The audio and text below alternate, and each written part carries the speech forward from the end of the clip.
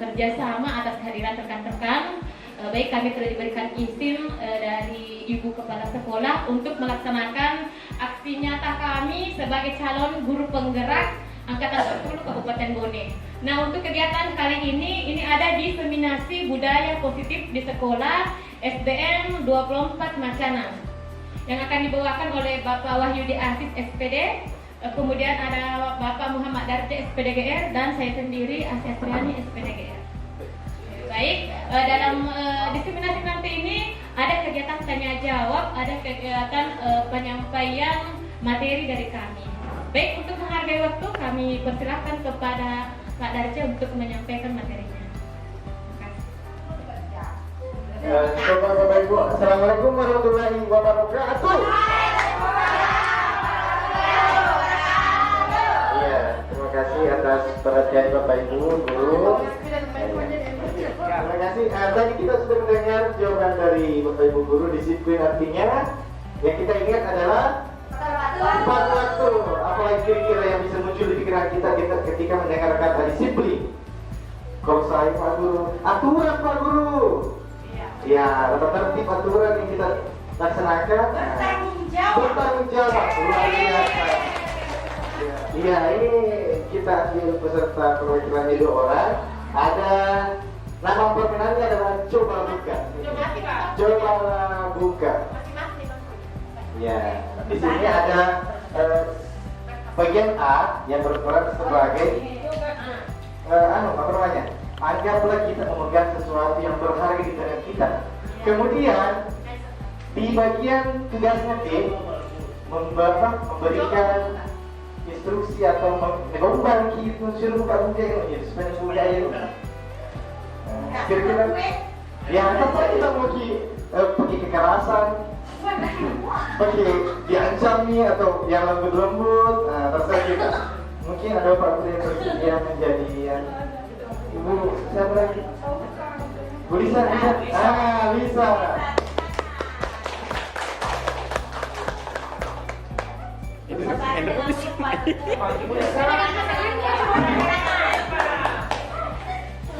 Pak Guru cewek tuh ini Pak Guru. Oh, cewek. Dua Pak Guru. Oke, bagaimana silakan ke depan sebagai pendengar.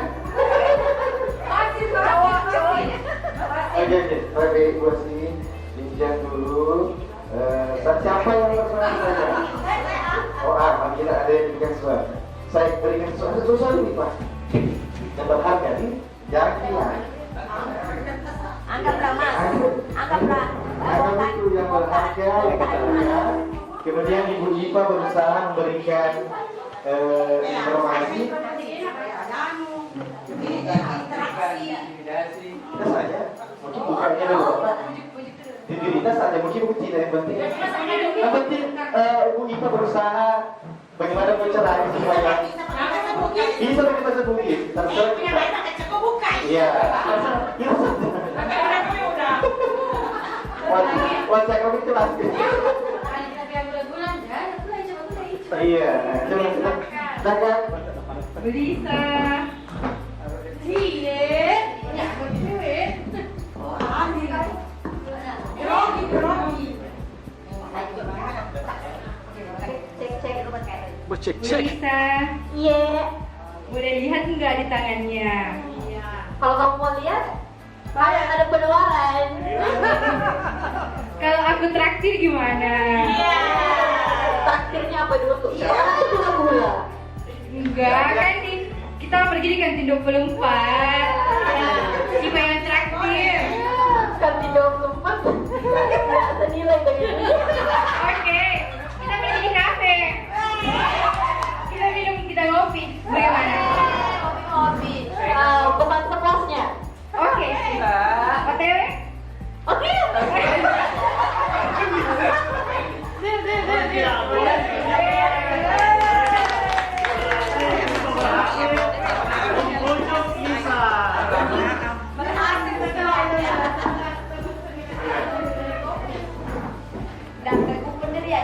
Ya, coba terima kasih atas peran tadi yang diambil dari Bu Lisa dengan Bu Ipa. Nah, coba dari kegiatan ini kita bisa melihat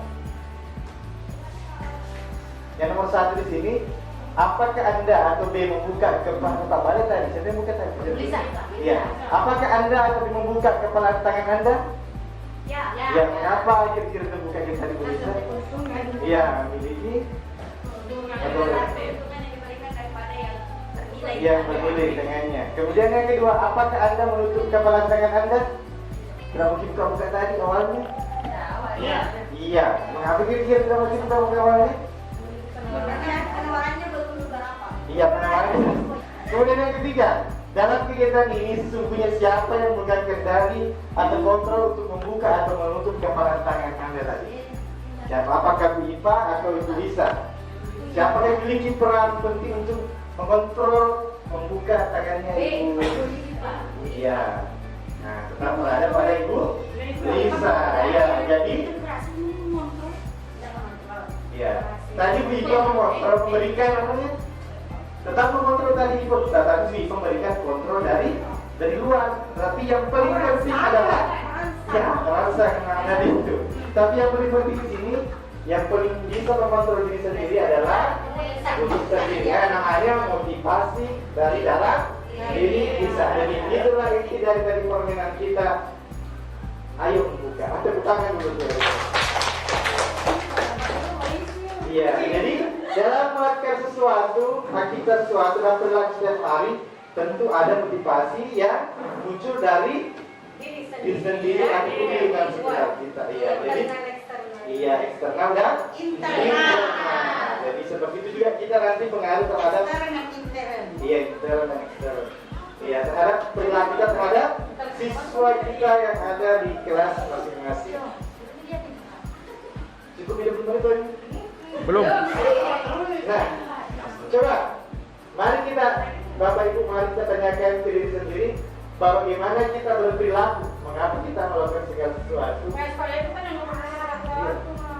Mengapa kita berperilaku karena mendorong di lingkungan atau mendorong ini.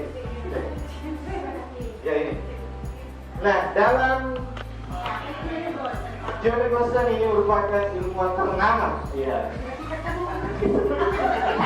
Ya, ini merupakan ya ini memberikan penjelasan bahwa kita berperilaku ada 3 unsur kita bisa berperilaku dalam kehidupan kita sehari-hari. Yang pertama, ya ini untuk menghindari ketidaknyamanan atau hukuman. Kadang kita berperilaku di baik di sekolah maupun di lingkungan sekitar kita karena takut terhadap adanya hukuman atau ancaman. Mungkin sering kita berikan kepada murid kita screenshot. Ya, konsekuensi ya. Kemudian yang kedua, kadang kita melakukan sesuatu karena ada imbalan atau apa? Iya. Siapa yang maju di depan mau kasih gula-gula? Ya. Oh, ini dipanggil kita sebelumnya itu. Ya, selanjutnya hal tersebut menjadi alasan atau motivasi kita untuk berperilaku. Yang ketiga, motivasi untuk menjadi orang yang mereka inginkan dan menghargai diri sendiri dengan nilai-nilai yang mereka percaya. Jadi kita berbuat karena memang berasal dari dalam diri kita, bukan dari keikhlasan. Niat dalam diri, setelah diniatkan kita lakukan dengan ikhlas tanpa mengharapkan imbalan. Nah, meskipun nanti ia merasa senang sendiri, ada kepuasan tersendiri. Terima kasih. Cukup 20 menit tadi. Pak Guru cepat sekali 10 menit. Belum 10 menit. Ya, yang pertama menghindari. Hari pertama itu Pak Guru dia negosan mobil ya ini sampai Bermalu kan? Pertama apa ini? Ya. Ini menghindari ketidaknyamanan yang pertama tadi. Kemudian mendapatkan imbalan atau penghargaan. Kemudian yang ketiga adalah karena berasal dari diri kita sendiri. Jadi begitu pun di kelas kita, bagaimana cara kita memunculkan motivasi dari dalam diri murid kita, bukan karena ada iming-iming atau kita menghukum dari diri kita sebagai guru kelas. Coba renungkan ini. Bila di sekolah Anda tidak ada peraturan yang mengharuskan guru datang tepat waktu, tidak ada surat teguran, Bagi guru yang datang terlambat, tidak ada apa-apa yang bercanda. Ya, saya tidak tahu siapa. Pak Amir, mohon di saya lepas. Saya sudah terlambat. Apakah kita datang terlambat? Ya, ketika kita datang terlambat tanpa ada hukuman, tanpa ada imbalan, berarti kita sudah memunculkan motivasi diri kita untuk berbuat. Ya, ini. Begitu juga dengan murid, bagaimana kita munculkan motivasi intrinsik supaya tidak datang terlambat. jamin di pada sekarang. Ini, coba kita berlatih memahami kasus-kasus yang saya tampilkan ke depan, yang kami tampilkan ke depan. Mencatat 100 kali dalam buka kalimat, saya karena terlambat ke sekolah. Ini, apakah hukuman atau konsekuensi? Apakah termasuk hukuman atau konsekuensi? Ini, anak-anak mencatat 100 kali, saya tidak terlambat lagi. Kenapa ini sudah terlambat? Apa jadi konsekuensi atau hukuman? Ya, ya coba kita pikirkan dulu. Ya, ya, coba. Ya, coba. Iya, kasih. Coba kita jawabannya sendiri. Kita lanjut. Ada 4 poin Bapak Ibu Guru. Lari mengelilingi lapangan basket 2 kali karena terlambat hadir di sekolah. Ini terlambat datang lari. Kita lihat contoh ini Pak Guru. Hukuman atau konsekuensi ini Pak Guru? Ya. Nanti coba kita menggantikan kertas tugas teman yang tadi sudah coret. Apakah hukuman atau konsekuensi? Apa sanksi? Mengganti kertas itu Menjemur di lapangan basket pukul 12 siang karena turun dengan telat. Hukuman? Iya, termasuk hukuman. Yang pertama tadi di sini adalah konsekuensi karena apa yang dilakukan ini, apa yang diperintahkan anak-anak berhubungan dengan pelanggarannya. Ketika berhubungan dengan pelanggarannya dengan hukuman sanksinya dan dikerjakan berarti dikatakan konsekuensi. Nah, kalau ini tidak berhubungan dengan yang dikerjakan, seandainya pelajaran olahraga terlambat suruh di lapangan, bisa saja konsekuensi. Namun dia terlambat datang hadir di sekolah, dapat hukuman lari. Ya. Kemudian ini menggantikan kertas. Ya ini berhubungan. Yang tadi rusak kertasnya, konsekuensinya yang ganti. Ya, jadi yang terakhir tadi di sini berjemur. Ya tidak sesuai juga dengan pelanggarannya. Jadi termasuk hukuman. Ya, terima kasih Bapak ya Guru. Ya ternyata ini ada Alfikon ini. Saya tidak tahu siapa ini tapi mengungkapkan bahwa orang anak dihukum itu juga apa? Memberikan penghargaan kepada anak itu. Sebenarnya kita juga memberikan hukuman kepada anak itu sendiri. Apa kira-kira yang bisa membuat kenapa memberikan Pak Guru diberikan sesuatu merupakan juga hukuman untuk anak murid tersebut. Ya, contoh ini ada dampaknya kalau kita memberikan hukuman. Pengaruh jangka pendek dan jangka panjang. Penghargaan efektif jika menginginkan seorang melakukan sesuatu yang diinginkan dalam jangka waktu yang pendek. Nah, tugas kita di sekolah adalah memberikan pendidikan kepada anak yang berkelanjutan atau menjadi pembelajar yang sepanjang hayat. Nah, jika kita memberikan penghargaan, tentu jangka pendek saja. Dia mainkan sesuatu karena dia ingin berbuat sesuatu karena ada yang mereka harapkan. Penghargaan tidak efektif. Penghargaan merusak hubungan. Teman tak dikasih penghargaan, teman tidak ada. Mengenai guru ini kebanggaan dengan sendiri. Ya selanjutnya pakai matu bagi saya ke guru. Begitu lah. Iya, betul. Ada begitu. Penghargaan mendukung. Jika satu penghargaan diharapkan, namun Anda mendapatkan yang tidak mendapatkan, berarti merasa dihukum dirinya. Bapak Ibu Guru. Kemudian kalau yang terakhir di sini adalah motivasi dalam diri. Jadi kalau kita berikan penghargaan, yang muncul itu pada anak kita bukan berasal dari dirinya, tetapi berasal dari luar, merasa bangga atas penghargaan yang diberikan sehingga selalu mengharapkan sesuatu untuk melakukan aktivitas. Boleh dilanjut?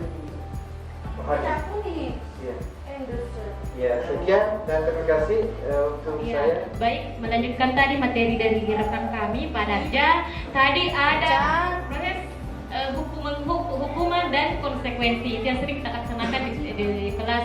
Sadar tidak sadar kita sering laksanakan itu, baik konsekuensi maupun hukuman. Nah, sebenarnya ada 5 posisi kontrol guru. Yang pertama, guru sebagai penghukum, guru sebagai pembuat rasa bersalah, guru sebagai teman, guru sebagai pemantau, guru sebagai manajer. Nah, pertanyaannya, sebagai pribadi kita, sebenarnya kita ada di posisi mana? Nah, sebenarnya kita ada posisi di mana di setiap dalam pembelajaran di kelas. Sesuai kondisi yang terjadi. Iya, sesuai kondisi yang terjadi. Tapi dominan yang mana, Ibu?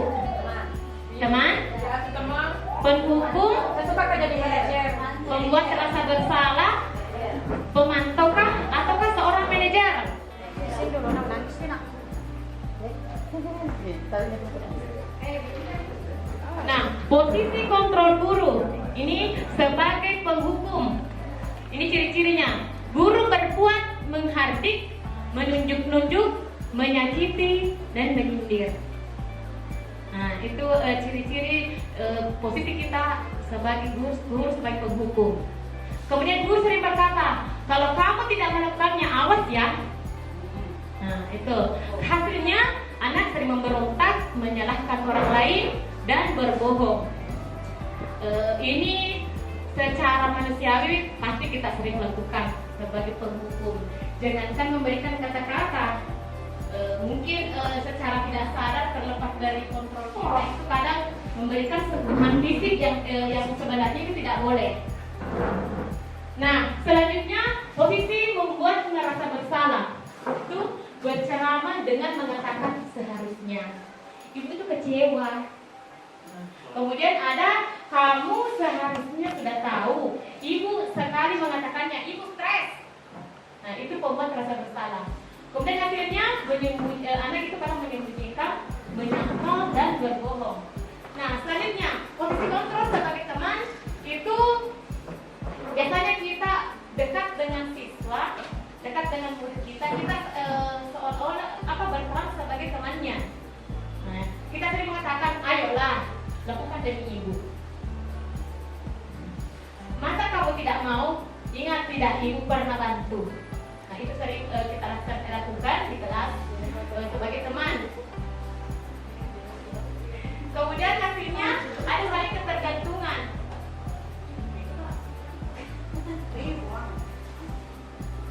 Kemudian sebagai polisi pemantau. Apa peran-perannya? Kemudian terakhir sebagai manajer. Nah, ini sebagai manajer, posisi inilah yang paling bagus sebenarnya untuk dilaksanakan di kelas. Manage. Posisi kita selaku manajer artinya bagaimana kita memanage kelas yang ada, bagaimana kita memanage siswa, apa yang kita yakini, kemudian menyepakati, mendengarkan kesepakatan kelas yang telah dilaksanakan. Nah, ini contoh penerapan 5 posisi kontrol guru. Yang pertama, hormat pada bendera selama 1 jam. Jadi tidak memberikan hukuman kepada siswa, hormat pada bendera selama 1 jam. Arti itu berperan sebagai posisinya ini sebagai hukum. Kemudian ada juga berapa kali ibu harus memberitahu kamu selalu mengecewakan ibu. Itu membuat rasa bersalah.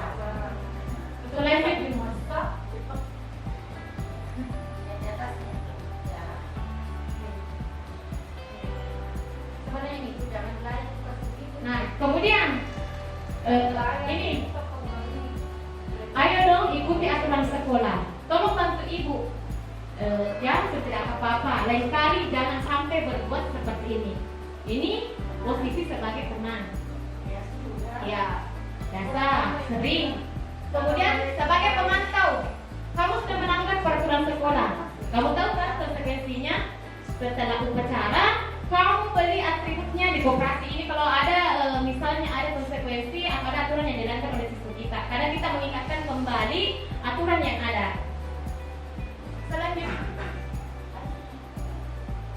nah ini, apakah kamu tahu kesalahanmu? kira-kira bagaimana kamu memperbaiki kesalahanmu? Nah, posisi sebenarnya yang paling benar adalah posisi yang diharapkan kita sebagai guru ini adalah posisi manajer.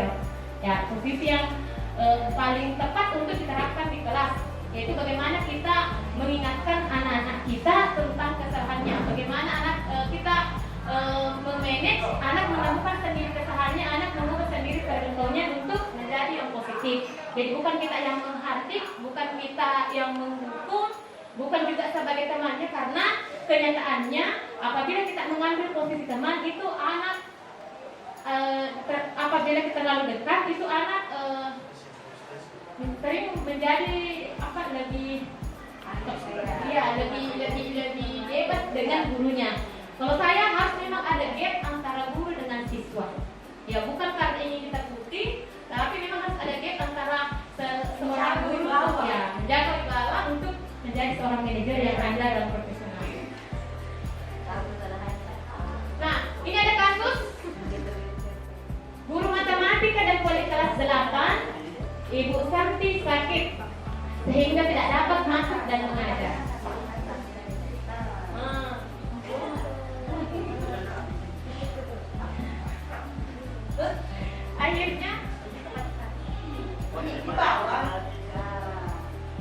Akhirnya dicarikan guru pengganti Ibu Eni. Nah, Ibu Eni ini perannya sebagai guru pengganti.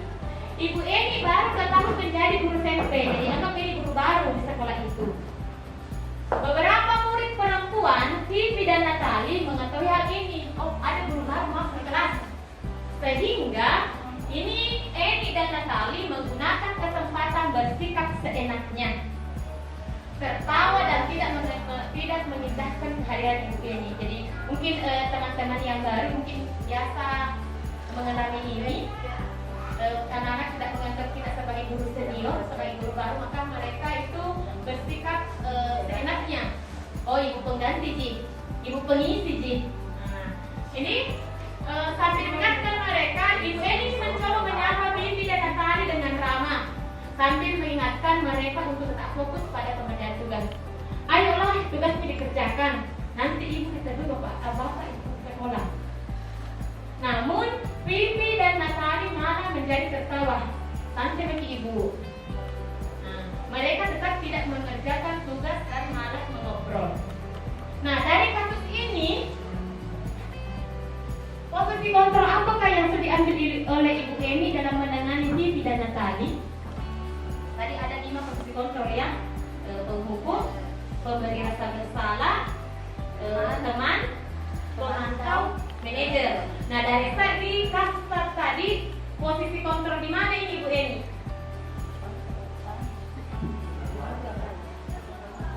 Nah, ini kasusnya. Ibu Eni ini guru pengganti misalnya di kelas 4, di kelas 5. Nah, karena dianggap baru sama siswanya, dianggap guru baru, sehingga anak ini seolah-olah tidak memindahkan ibu guru. Dia bersikap seenaknya dengan tertawa di kelas. Ya. Posisi kontrol Ibu Eni ini sebagai apa? Ada pemantau, ada teman. Oke, mari kita cek. Oke, betul. Posisi teman. Nah, Ibu Eni ini memposisikan dirinya sebagai teman. Ya, Ibu Eni mencoba menyapa Vivi, mencoba bertanya dengan ramah. Kemudian ada kata, tolong bantu ibu ya. Ya, itu dikatakan oleh seorang teman kepada temannya biasanya, minta tolong bantu ibu supaya tidak dimarahi nanti sama kepala sekolah. Nah, itu posisi teman. Kemudian yang kedua ada posisi pembuat merasa bersalah dengan kata-kata, ayolah tugasnya dikerjakan. Nanti ibu ditegur bapak kepala sekolah kalau kalian tidak mengerjakan tugas. Nah, selanjutnya kasus 2. Kasus 2. Ibu Dani sedang menjelaskan pelajaran bahasa Inggris di papan tulis. Namun beliau memperhatikan bahwa Fajar malah tidur-tiduran dan tampak acuh pada pelajarannya. Fajar cuma menjawab pertanyaan nomor 3. Maju ke depan, kerjakan di papan tulis. Fajar pun tanpa malas-malasan maju ke depan, dan sesampainya di depan papan tulis, Fajar hanya diam terpukau. Oh.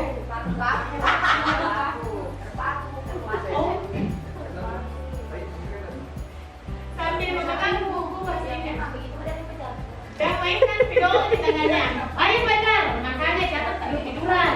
Lain kali perhatikan. Sudah sana, duduk kembali. Kira-kira siapa yang bisa? Fajar pun kembali duduk di bangkunya. Hal seperti ini sudah seringkali terjadi pada Fajar. Sepertinya tidak memperhatikan. Acuh tidak acuh dan nilai-nilainya pun tidak terlalu bagus.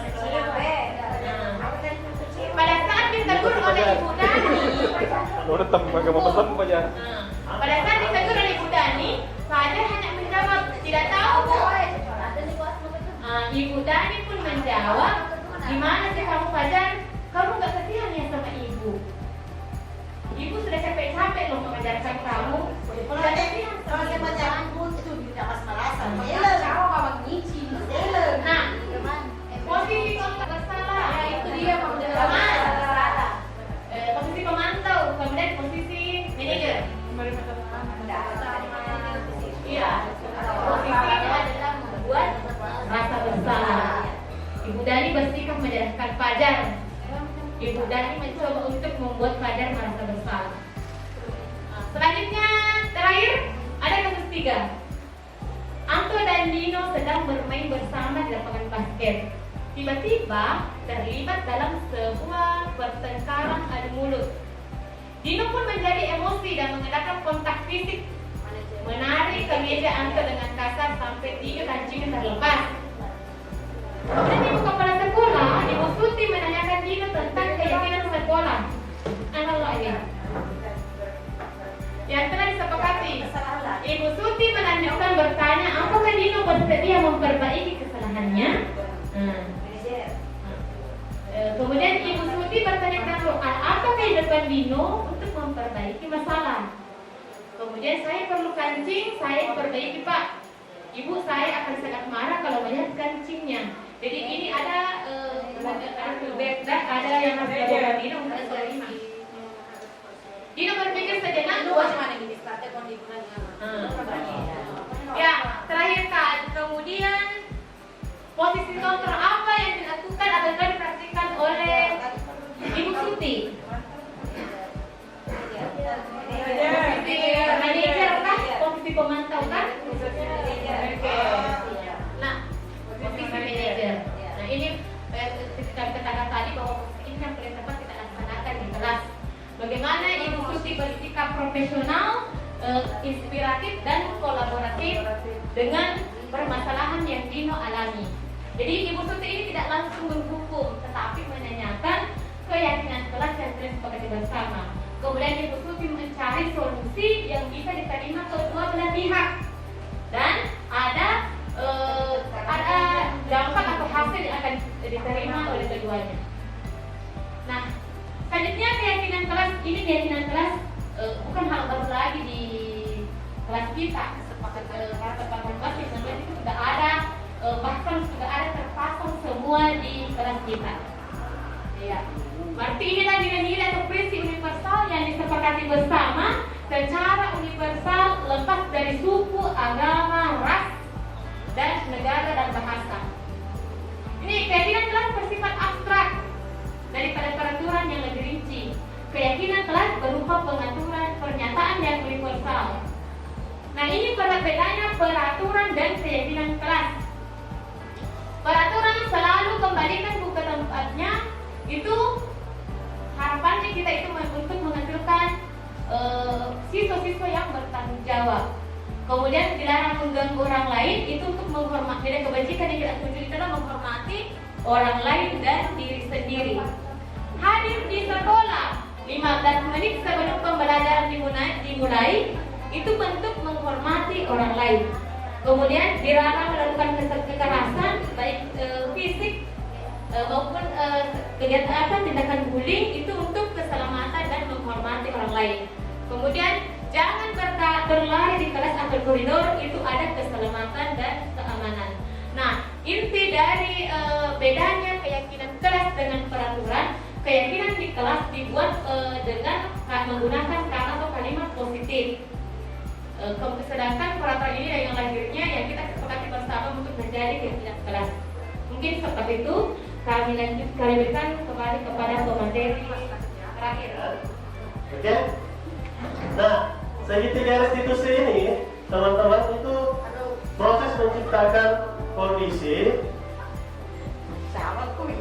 bagi murid untuk memperbaiki kesalahan mereka, sehingga mereka bisa kembali pada kelompok mereka dengan karakter yang lebih kuat.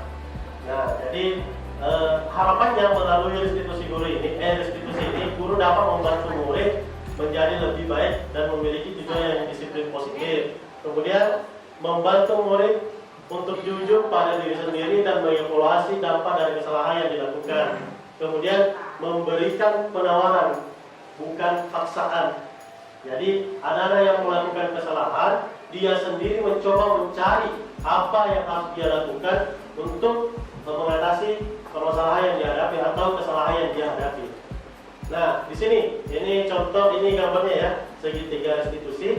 Di sini ada tiga, yaitu menstabilkan identitas, validasi tindakan yang salah, dan menanyakan keyakinan. Nah, di dalam menghadapi situasi tersebut, misalnya kalau ada anak-anak yang bermasalah, ya, ya kebetulan karena saya juga di situ, jadi Selesai. jadi di sini di dalam apabila ada anak melakukan kesalahan, yang pertama kali kita lakukan adalah kita harus stabilkan dulu identitasnya. Maksudnya ini kita kalau dalam artian kita dalam bahasa Buddhis yaitu patongan dono. Patongan itu cocok itu macam patongan. Tetapi itu artinya dari tadi emosinya. Iya, maksudnya tindakan yang dia lakukan kita stabilkan dulu supaya dia merasa bahwa benar. Nanti setelah itu kita validasi tindakan yang salah. Maksudnya di sini bahwa apa yang kamu lakukan itu sudah benar atau tidak. Iya betul, diganti dulu.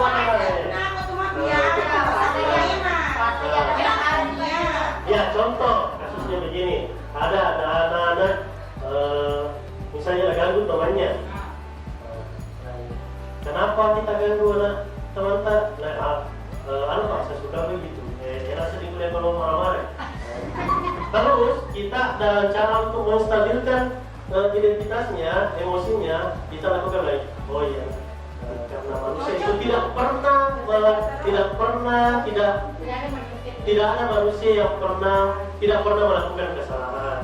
Nah, tapi aku harus tahu begitu. Seketika kita sudah mendapatkan ini, saya kembali ya sini. Nah, contoh perbuatan salah, mungkin berkelahi atau bagaimana, ini kan normal. Tetapi kita harus memberikan dulu bahwa apa yang dia lakukan itu sebenarnya sesuatu yang walaupun salah tetapi biasa karena kita adalah manusia biasa. Distabilkan dulu jiwanya. Kemudian kita validasi tindakan yang salah. Maksudnya di sini pasti ada alasan anak-anak itu melakukannya. Contoh misalnya kalau dengan temannya, bosan kan kita lah guru, jadi mengganggu temanku. Nah, jadi kita validasi bahwa kalau setelah itu kira-kira benar tidak yang dia lakukan. Nah, kita kembalikan ke menanyakan keyakinannya. Kira-kira kalau kita ganggu teman tadi itu, kesepakatan atau keyakinan kelas apa yang anak-anak langgar. Nah, gitu. Kemudian setelah anak-anak itu sudah mengatakan kesalahannya, kita lanjutkan dengan kira-kira anak-anak ditanyakan, diberi pertanyaan apa yang akan kamu ingin lakukan sehingga hal itu tidak terjadi lagi.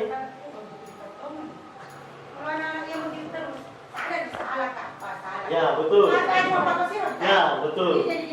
Ya, permasalahan yang Bapak Ibu hadapi itu juga saya pertanyakan di sana kemarin. Jadi kita sebagai seorang guru memang begini sudah tugas kami memang. Berarti kita restitusi lagi. Begitu terus kita lakukan restitusi, begitu dan begitu seterusnya. Terkadang tadi yang bicara manajer mencari hukuman. Ya. Nah, di sini dalam implementasinya ada ini yang dilakukan mulai dari anak-anak ke sekolah. sekolah. Ini kita restitusi. Nah, tadi kita kan sudah bahas, karena materi yang saya bahas cuma segitiga restitusi. Mohon maaf, Bapak Ibu, saya kasih nanti sedikit persoalan. Nah, ada yang berperan sebagai guru, ada yang berperan sebagai siswa, dan ada yang sebagai observasi. Tadi di sini tugasnya Bapak dan Ibu adalah tidak sama. Di sini tugasnya Bapak dan Ibu adalah ada yang berperan sebagai guru yang melakukan segitiga restitusi, dan ada yang siswa yang memiliki atau melakukan suatu kesalahan. Nah, untuk penyelesaian masalahnya ini menggunakan segitiga restitusi yang tadi kita bahas. Bisa mungkin saya bagi dengan cara mungkin berhitung 1 sampai 3. Mulai dari sini.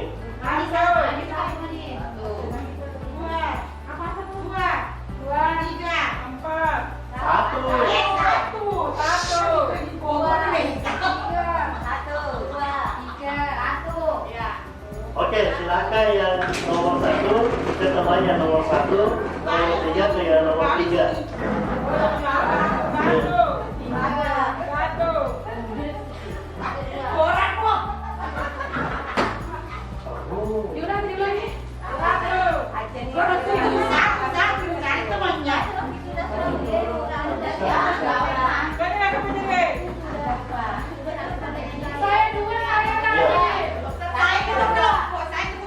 Ya, baik.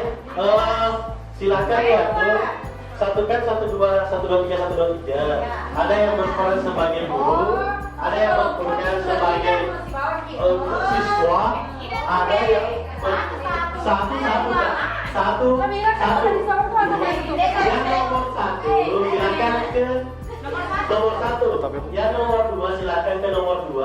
Kumpul nomor 2. Yang nomor 3 silakan kumpul nomor 3.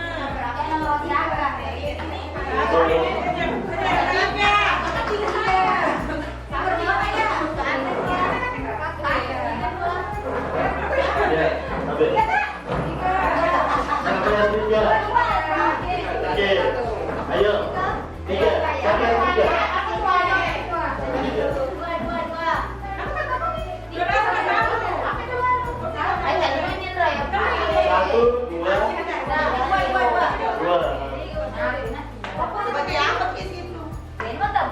Berdiri supaya kelihatan interaksi. Di sini ada 2 ya. Di sini berdua Halo. Baik teman-teman, minta tolong ada instruksinya. Ada instruksinya. Sini berdua nih. Coba dicermati. Halo. Teman. Baik teman-teman. Baik Bapak Ibu. Silakan dibaca dulu. Ditentukan dulu siapa sebagai murid, siapa sebagai guru, siapa sebagai observer. Oh ya, apa super mudik? Observer ada ini observer.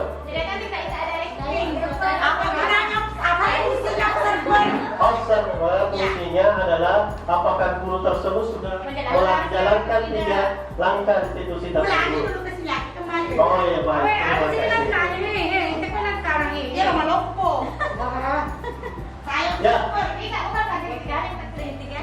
Ya, segitiganya yang pertama itu menstabilkan identitas. Bahwa contohnya mungkin begini. Pada Bu, pada segitiga terigu. Pada siapa observer? Di sini silakan observernya. Tidak ada kelompok observer begini juga. Observer begini juga. Ya, baik.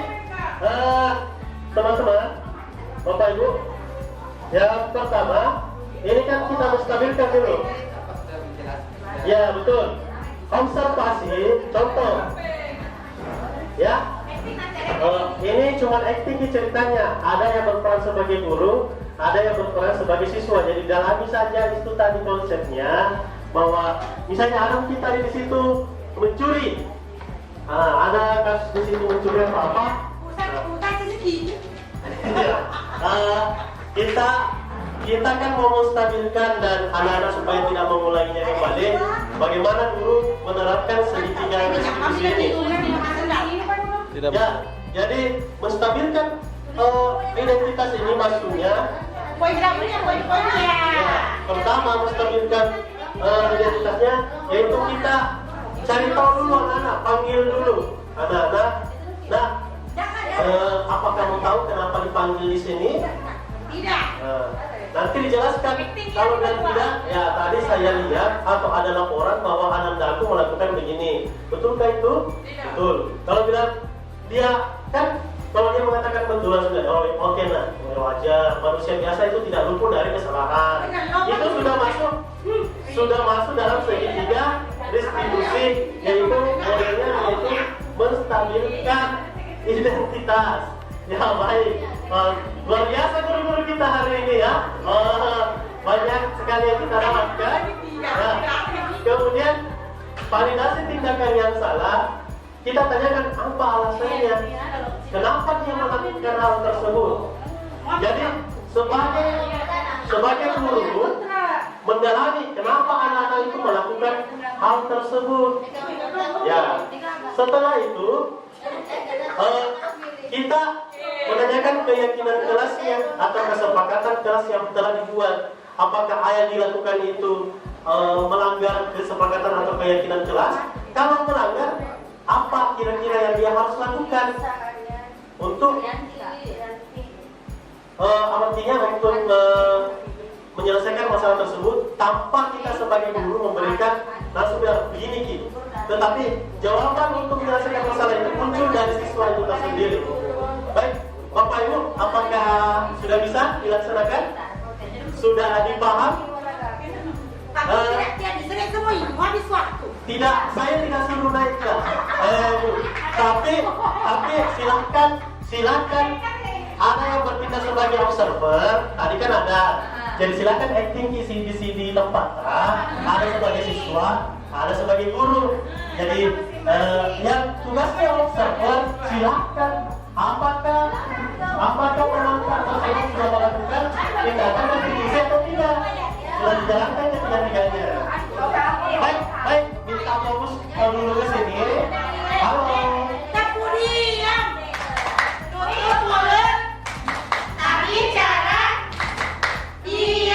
Oke, terima kasih. Baik, sebelum saya mulai, siapa yang sebagai guru? Berperan sebagai guru? Ya. Di kelompok satu siapa gurunya? Kelompok satu gurunya siapa? Kelompok satu siapa gurunya? Kelompok dua? Kelompok tiga gurunya siapa? Murid kelompok satu? Oh iya. Yang sebagai murid? Sebagai murid? Murid. Oke, yang observer siapa? Oke, itu bisa kita mulai. Oke, silakan. Sudah bisa dimulai, silakan.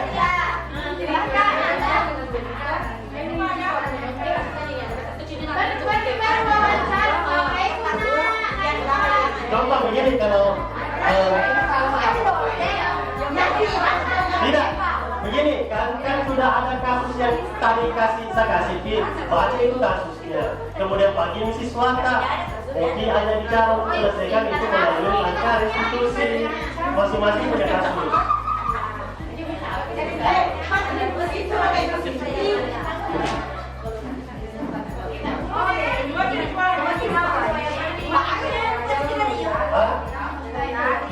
Iya, karena Bapak tahu semua yang masalahnya.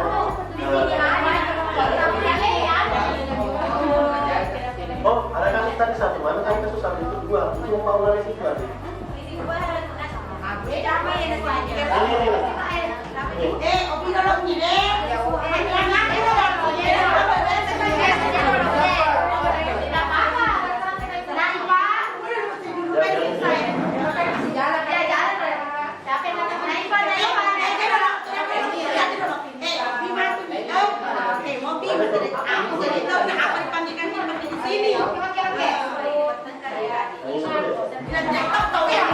Terserah kita, apa kita?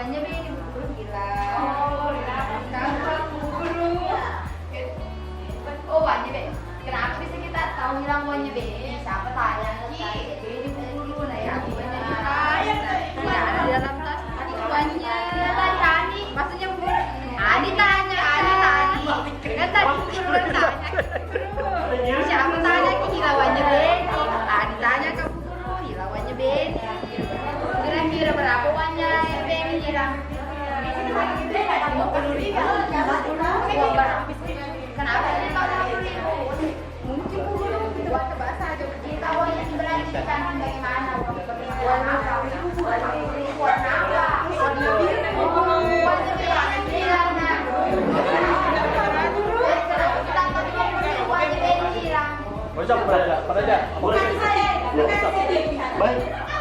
Oke, sudah. Kita sudah selesai ya. Oke, terima kasih. Terima kasih untuk semuanya. Ya. Baik. Ya, baik. Bapak Ibu guru, sejatinya kita sebagai seorang guru seperti itulah yang harus kita lakukan apabila ada siswa kita yang bermasalah. Penerapan yang kita harus lakukan adalah penerapan segitiga restitusi. Ada tadi pertanyaan yang muncul dari Bu Urfa yang mengatakan bahwa bagaimana kalau sudah dikasih begitu dan begitu terus lagi. Berarti kita harus melakukan restitusi ulang lagi. Ya, ya, mudah-mudahan ya kita berusaha berupaya bagaimana tadi muncul dari dalam diri sendiri. Tujuan restitusi ini adalah untuk agar siswa tersebut dapat memahami kesalahannya sendiri sehingga memberikan suatu menyelesaikan masalahnya dengan caranya sendiri dan berkomitmen tidak melakukan kesalahan itu sendiri dari dalam dirinya sendiri. Ya, begitu. Mungkin itu saja dari saya. Terima kasih. Iya, apa? Ya, ya, sejatinya kalau kita sebagai seorang guru itu harus dihindari ya, Bapak Ibu guru. Nah, betul yang dibilang. Kata kita manusia biasa itu tidak luput dari kesalahan. Nah, begitu tadi berarti Urfa mau distabilkan dulu jiwanya. Ya, dipantau lagi tahu saya dulu. Oke. Jadi kesimpulannya tadi adalah segitiga restitusi adalah tidak menyalahkan anak-anak apabila tidak langsung dijes anak-anak kalau dia melakukan kesalahan.